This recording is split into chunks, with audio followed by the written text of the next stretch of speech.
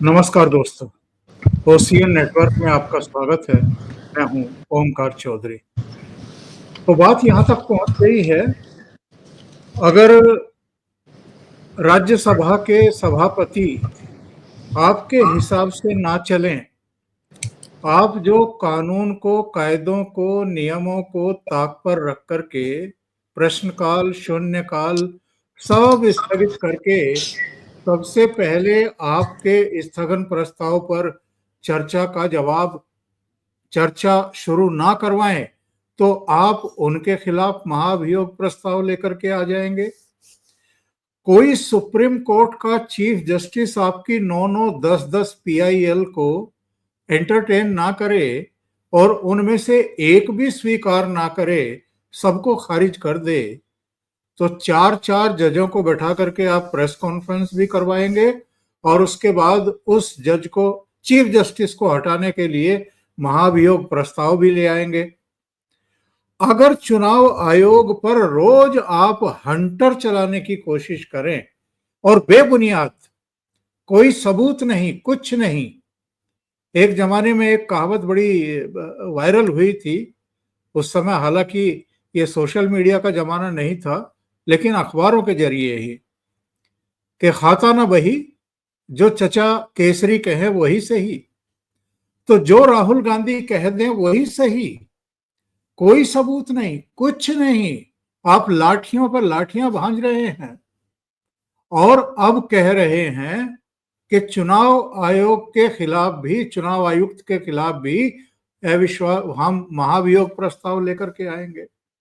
सारी संस्थाओं को आप डराने की कोशिश कर रहे हैं, धमकाने की कोशिश कर रहे हैं और उनको ठीक तरीके से अपना काम नहीं करने दे रहे हैं। पूरा मानसून सत्र एक तरीके से इन लोगों की सनक की वजह से वॉश आउट हो ही गया है। अब केवल 2-3 दिन बचे हैं। मेरे साथ जुड़ रहे हैं अनुपम मिश्रा जी और इस विषय को आगे बढ़ाते हैं। अनुपम जी का स्वागत कर लेते हैं। अनुपम जी, बहुत स्वागत है आपका। नमस्कार। हमारे देश के विपक्ष को क्या हुआ है साहब, और चाहता क्या है? नमस्कार। अब विचित्र सी हालत है, क्या कहा जाए। मतलब ये एक ऐसा विपक्ष है जो एक छोटे से समय में chief justice of India, vice president of India, chief election commissioner, जितनी संवैधानिक संस्थाएं थी सब पर महाअभियोग चलाने की बात कर चुका है। बात कुछ और भी है। बात यह है कि क्या कांग्रेस तो जाने दीजिए, क्या पूरे विपक्ष के पास भी महाअभियोग चलाने लायक नंबर्स हैं? क्या वो किसी को इम्पीच कर सकते हैं? क्या उनका महाअभियोग सफल हो सकता है या चला पाए हैं आज तक? तो कुल मिलाकर उन्हें अपनी संख्या बल का ज्ञान है, उन्हें अपनी सीमाओं का ज्ञान है। उसके बाद भी अगर वो बार बार ऐसा कहते हैं तो उसके पीछे सिर्फ एक कारण है कि संवैधानिक संस्थाओं में बैठे हुए लोगों को वो शर्मिंदा करना चाहते हैं, उनको बेइज्जत करना चाहते हैं, उनको धमकी देना चाहते हैं। राहुल गांधी पहले भी कह चुके हैं कि इलेक्शन कमिश्नर्स को रिटायर होने के बाद घसीट के लाएंगे, भले ही विदेश चलाना पड़े। तो ये कुल मिलाकर संवैधानिक संस्थाओं को धमकाने का खेल है, इससे ज्यादा कुछ नहीं है। पहली बार ऐसा देखा गया है कि किसी विपक्ष ने तकरीबन सारी संवैधानिक संस्थाओं को मानहानि चलाने की धमकी दी, इम्पीच करने की, महाभियोग चलाने की धमकी दी। जितनी संस्थाएं इसके अलावा हैं, ईडी, सीबीआई, सबको आपने बेइज्जत किया, सब पे आपने आरोप लगाए। आज फिर कन्हैया कुमार का इंटरव्यू चल रहा है जिसमें वो पहले कहते थे कि इंडियन आर्मी कश्मीरी महिलाओं का रेप करती है, आप कह रहे थे कि आर्मी नहीं करती है, सीआरपीएफ करती है और सुरक्षा बल करते हैं। तो सेना तक को आपने विवाद में घसीट रखा है। और तो और आज लोकसभा में जब कैप्टन शुभांशु शुक्ला के बारे में बातचीत हुई तो उसका भी विपक्ष ने बहिष्कार किया। भाई, आपके यहाँ से एक आदमी अंतरिक्ष में गया है, तमाम एक्सपेरिमेंट्स करके आया है, हमारे लिए उसको एक सेलिब्रेट करने का मौका है। जब इंदिरा गांधी के कार्यकाल में राकेश शर्मा आ गए थे अंतरिक्ष में तो पूरे देश ने उसको सेलिब्रेट किया था। पर आज आपने कैप्टन शुभांशु शुक्ला के बातचीत को भी आपने उसके ऊपर भी वार्ता का आपने बहिष्कार किया। यानी कुल मिलाकर ये विपक्ष ऐसा विपक्ष है जो पाकिस्तानी पॉइंट ऑफ व्यू को लेकर चिल्लाता है कि आपके कितने हवाई जहाज गिरे, और जब हमारे वायुसेना प्रमुख कहते हैं कि साहब वो 5 हवाई जहाज हमने गिराए, पाकिस्तान के गिराए, तो उसके बाद एकदम खामोश हो जाते हैं, एकदम चुप्पी आ जाती है। हमारी हर जीत में इनको हार नजर आती है, हमारी हर उपलब्धि में इनको निराशा नजर आती है। ये कतई कतई भाजपा विरोधी, सरकार विरोधी विपक्ष नहीं है, ये सीधे सीधे देश विरोधी गतिविधि है। कल मल्लिकार्जुन खड़गे ने बिहार की सासाराम रैली में प्रधानमंत्री नरेंद्र मोदी के बारे में बहुत आपत्तिजनक बात कही है। हालांकि ये कोई पहली बार है नहीं, मल्लिकार्जुन खड़गे हों या उनके बॉस राहुल गांधी हों, वो तो गालियों की भाषा ही बोलते रहे, लेकिन कल उन्होंने कहा ये बहुत खतरनाक आदमी है, ये बहुत खतरनाक आदमी है, इसको पद से चलता करो, इसको हटाओ। ये पद से चलता करने की जिम्मेदारी जनता जनार्दन की है साहब। उसको तय करना है कि कौन किस पद पर कब तक रहेगा। ये हर एक को चलता क्यों करना चाहते हैं? इनका एंड गेम क्या है? अराजकता पैदा करना इस देश में। जहाँ तक मल्लिकार्जुन खड़गे का सवाल है, इस बुढ़ापे में, इस उम्र में उनकी एक राजनीतिक दुकान लगी हुई है। उनका बेटा भी कैबिनेट मंत्री हो गया, उनका दामाद भी सांसद हो गया, उनके ऊपर तमाम तरह की ज़मीन कब्जे के भी आरोप हैं। बल्कि खड़गे साहब तो वक्फ की ज़मीन ही कब्जा करके बैठे हैं। वक्फ पूरी दुनिया की ज़मीन कब्जा करता है, खड़गे ने तो वक्फ की भी ज़मीन कब्जा कर ली। इनको तो बड़ा मर्दे मोमिन मानता हूँ मैं। तो इस बुढ़ापे में एक राजनीतिक दुकान लगी हुई है, और अगर उस दुकान की कीमत इतनी देनी है कि मंच से खड़े होकर नरेंद्र मोदी को गाली देनी है, या अपने लड़के से सनातन को कोड़ कहलाना है, सनातन को बीमारी कहलाना है, सनातन की खात्मे की बात करनी है, तो इसमें उनको कोई एतराज़ नज़र नहीं आता। मल्लिकार्जुन खड़गे उस तरह के लोग हैं जिनके परिवार को मुस्लिम रजाकारों ने जला दिया और बदले में उन्होंने हिंदू धर्म से दुश्मनी मान ली। तो ऐसे लोगों को क्या कहा जाए ओंकार सर? वापस लौटते हैं चुनाव आयोग की कल की प्रेस कॉन्फ्रेंस पर साहब। देखिए, उन्होंने 8-10 बड़ी बातें कही। एक तो उन्होंने ये शुरू में कह दिया कि चुनाव आयोग के लिए ना कोई पक्ष है ना विपक्ष है, सब बराबर है। दूसरी बात उन्होंने कही कि चुनाव आयोग के कंधों पर बंदूक रख करके राजनीति की जा रही है। तीसरा उन्होंने कहा कि शिकायतकर्ता को सबूत भी देना होता है। अगर आपको शिकायतें ही शिकायतें हैं तो आप सबूत पेश करिए। चौथी बात उन्होंने कही कि आरोप लगाने वाले या तो हलफनामा दें या 7 दिन के भीतर माफी मांगे इस देश से। फिर उन्होंने कहा कि वोट चोरी जैसे शब्दों का इस्तेमाल बहुत आपत्तिजनक भी है और शर्मनाक भी है। फिर उन्होंने कहा कि जनता को गुमराह करना ये भारत के संविधान का भी अपमान है, और झूठे आरोपों से चुनाव आयोग डरता नहीं है। मतदाता सूचियों में त्रुटियों की जानकारी राजनीतिक पार्टियां क्यों नहीं देती हैं समय सीमा के भीतर? उन्होंने जोर देकर के कहा अभी भी 15 दिन है बिहार में, अगर आपके पास कोई त्रुटि का जवाब है तो आप दीजिए। बार बार उन्होंने कहा, कम से कम 3 बार कहा। फिर उन्होंने कहा कि मतदाता सूची का वेरिफिकेशन किया जा रहा है और एसआईआर के जरिए डुप्लीकेट एपिक नंबर भी खत्म किए जा रहे हैं। उन्होंने कौन सी गलत बात कही थी जो अब आप महाभियोग प्रस्ताव लाने की बात कर रहे हैं? महाभियोग प्रस्ताव लाने का सारा कारण ही यही है कि मुख्य चुनाव आयुक्त ने कोई बात गलत नहीं कही। सारा कारण ही यही है कि मैंने अपने कल चैनल पर इस बात को कहा लोगों से कि मैंने कहा आप लोग 1 घंटा बैठ के मेरा शो देखते हैं, मैं आप लोगों से निवेदन करूंगा कि अपनी ज़िंदगी का 1 घंटा इन्वेस्ट करिए आप, और मुख्य चुनाव आयुक्त 1 घंटा या 1.5 घंटा जितना भी है, मुख्य चुनाव आयुक्त श्री ज्ञानेश कुमार जी की प्रेस कॉन्फ्रेंस को देखा जाए और सुना जाए। इतनी कंप्लीट, इतनी कॉम्प्रिहेंसिव, इतनी मुकम्मल, इतनी शानदार प्रेस कॉन्फ्रेंस मैंने अपने इतने लंबे जीवन में, अपने लंबे पत्रकारिता के जीवन में ओंकार सर बहुत कम देखी है। ऐसा बिल्कुल। कोई इशू नहीं था, ऐसा कोई प्रश्न नहीं था, ऐसा कोई संदेह नहीं था जिसका उन्होंने बहुत खूबसूरती से निवारण नहीं किया। मतलब इसके बाद कहीं कुछ कहने को रह ही नहीं जाता। मैं तो कल बैठा-बैठा ये सोच रहा था उनको सुनते हुए कि सुप्रीम कोर्ट में ये क्यों अपनी जगह कोई और वकील खड़ा करते हैं। मुझे तो लगता है ज्ञानेश कुमार को खुद खड़े होकर बहस करनी चाहिए और कोर्ट्स इसकी इजाज़त देती भी रही हैं। कोर्ट्स ने अक्सर, अदालतों ने अक्सर लोगों को अपना मुकदमा स्वयं बहस करने की इजाज़त दी भी है। हाई कोर्ट में तो अक्सर दी है, सुप्रीम कोर्ट में ये नहीं देखा गया, लेकिन बड़े ही अच्छे तरीके से उन्होंने हर प्रश्न का उत्तर दिया। और उसको भी देखें आप, मतलब स्टूडेंट फेडरेशन ऑफ इंडिया का एक आदमी, सीपीएम का एक आदमी वहाँ अपने आप को स्वतंत्र पत्रकार कह के चला जाता है और वहाँ जाकर सवाल करता है। अच्छा, ज्ञानेश कुमार की लोगों को जवाब देने का अंदाज यह था, एक बार में वो 5 सवाल लेते थे, लिख लेते थे और फिर क्रमवार पांचों को जवाब देते थे। तो आपसे पूछते थे आप, नेक्स्ट नेक्स्ट नेक्स्ट नेक्स्ट 5 करके उसके बाद पांचों का जवाब देते थे। देखिए बदतमीजी की लिमिट देखें। इन लोगों को जेल भेजा जाना चाहिए। पूरे कांग्रेसी हैंडल सुप्रिया श्रीनेत जैसी राष्ट्रीय प्रवक्ता उस प्रेस कॉन्फ्रेंस को ये कह के चला रही हैं कि उन्होंने जवाब ही नहीं दिया गुहा का। जी, ये इन्होंने कहा कि गुहा का, जबकि वो झूठ बोल के गया, वो पत्रकार नहीं, वो तो एसएफआई का वो आदमी है, तो सीपीएम का आदमी है।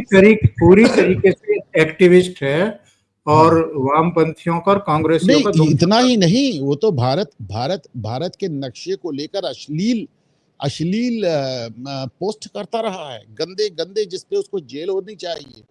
बहरहाल बिल्कुल। उसका जवाब ज्ञानेश कुमार ने दिया ही नहीं। इतना मुकम्मल, इतना संतुष्ट करने वाला जवाब था कि गुहा वहां से चुपचाप अपना बढ़िया बिस्तर लेके निकल लिया, कुछ बोल नहीं पाया। लेकिन उसको भी ये कह के मतलब जिसे सीधे आप कट पेस्ट करके दिखा रहे हैं लोगों को कि उसका जवाब देने में वो हिचकिचा गया। मतलब ये तो एकदम झूठ बात है।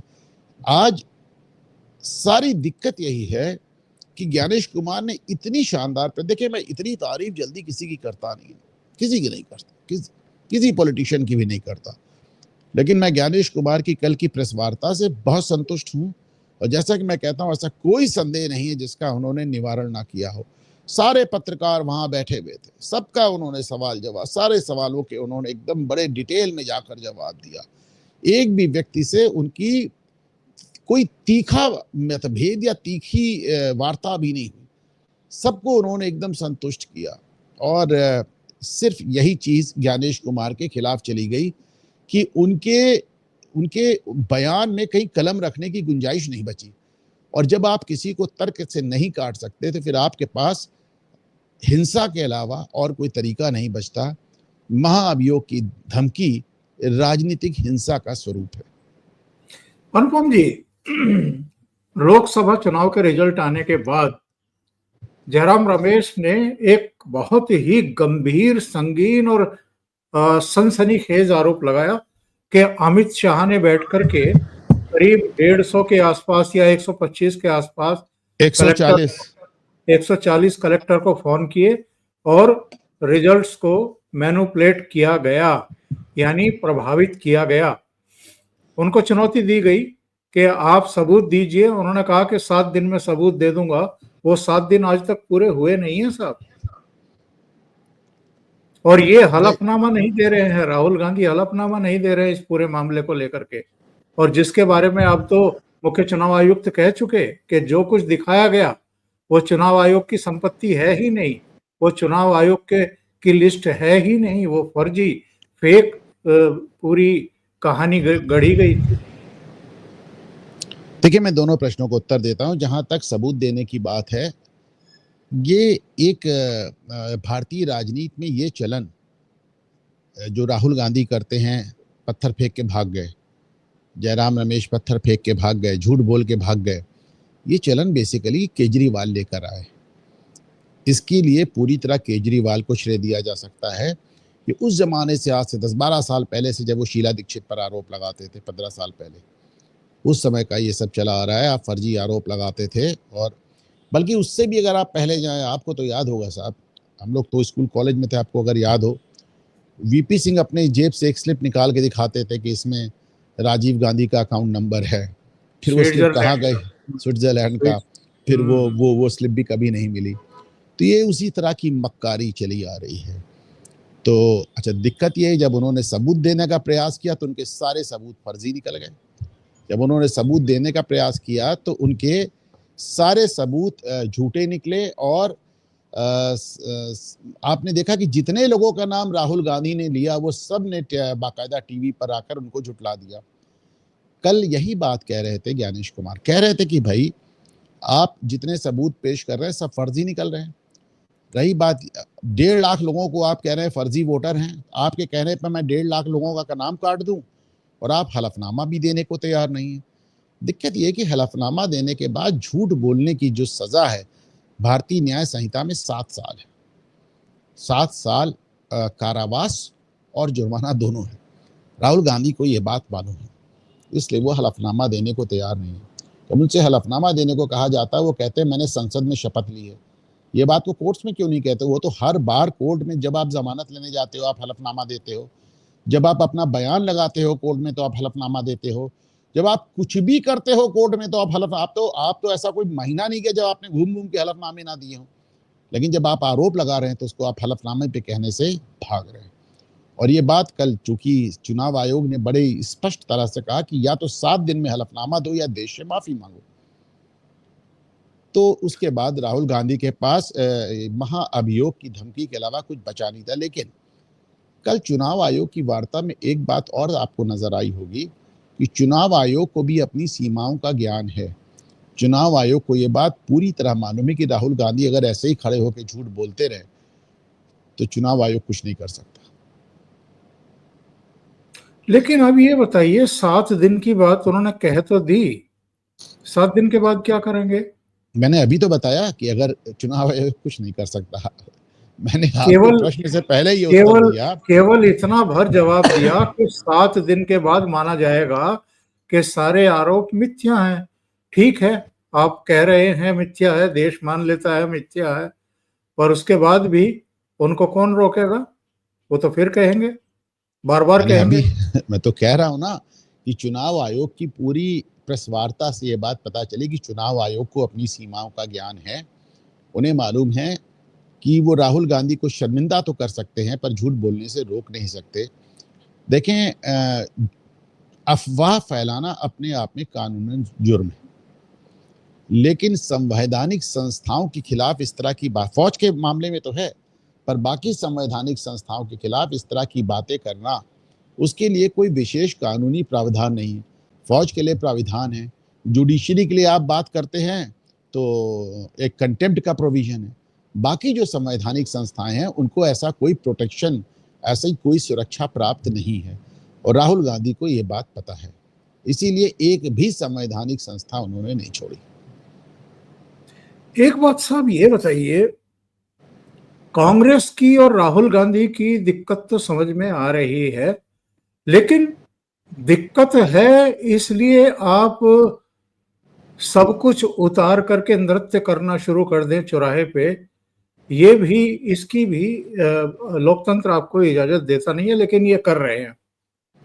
पर बाकी लोगों के साथ क्या दिक्कत है? 37 सीटें लाने वाले अखिलेश यादव की क्या दिक्कत है भाई? या ममता बनर्जी 29 सीट जीतने वाली ममता बनर्जी और जो 3 बार की चीफ मिनिस्टर है उसके सामने क्या दिक्कत है? ऐसे कई राज्यों में सरकार चलाने वाले क्षेत्रीय दल हैं जो इंडिया अलायंस के घटक दल तो हैं, लेकिन वो राहुल गांधी की राजनीति चमकाने में सहयोग क्यों कर रहे हैं साहब? राहुल गांधी की राजनीति नहीं चमका रहे हैं, हर आदमी अपने अपने प्रदेश में परेशान है। अखिलेश यादव की सत्ता भाजपा ने छीन ली, केजरीवाल की सत्ता भाजपा ने छीन ली, डीएमके की और टीएमसी की सत्ता भाजपा छीनती हुई नजर आ रही है या प्रयास कर रही है। तो राहुल गांधी तो उनकी मजबूरी है, बल्कि हकीकत तो ये है कि इस पूरे देश में एक भी क्षेत्रीय दल ऐसा नहीं है, एक भी, जो भाजपा के विरोध में बना हो। देश का हर विरोधी दल, हर देश का हर क्षेत्रीय दल कांग्रेस विरोध में बना है। लालू यादव कांग्रेस विरोध में बने, मुलायम यादव कांग्रेस विरोध में बने, ममता बनर्जी कांग्रेस विरोध में बनी, स्टालिन कांग्रेस विरोध में बने, केजरीवाल कांग्रेस विरोध में बने, यहाँ तक कि जगन मोहन रेड्डी और चंद्रबाबू नायडू जैसे लोग भी कांग्रेस विरोध में बने। इस देश में एक भी ऐसा क्षेत्रीय दल नहीं है, यहां तक कि कश्मीर में जो आपको ये उमर अब्दुल्ला और मुफ्ती लोगों की फैमिली नजर आती है, वो भी कांग्रेस विरोध में बनी। जितने क्षेत्रीय दल हैं देश में, कोई भी भाजपा विरोध में नहीं बना है। सब के सब कांग्रेस का विरोध करते हुए वजूद में आए हैं और सब के सब कांग्रेस का विरोध करते हुए सत्ता में आए हैं। उनकी दिक्कत यह है कि वो कांग्रेस का विरोध करते हुए सत्ता में आए, लेकिन उनकी सत्ता को भाजपा ने छीना या भाजपा छीनती हुई नजर आ रही है। ऐसे में वो जो इस समय अगर उनको राहुल गांधी के पीछे खड़े होना हो तो वो उनको स्वीकार है। इस सब का इलाज क्या यही नहीं है जो नरेंद्र मोदी कहते आ रहे हैं कि सभी राज्य विधानसभाओं और लोकसभा का चुनाव एक साथ करा लिया जाए? कम से कम 5 साल ये लोग शांत तो रहेंगे, 4 साल तो रहेंगे, 5 साल भी ना रहे तो, क्योंकि हर 6 महीने 8 महीने बाद किसी राज्य का चुनाव होता है और इनको पोजीशन लेनी होती है, इनको झूठ की राजनीति, मक्कारी की राजनीति करनी होती है। भाई यहाँ तक मुझे याद है पहले के 3 चुनाव तो सारे एक साथ ही हुए।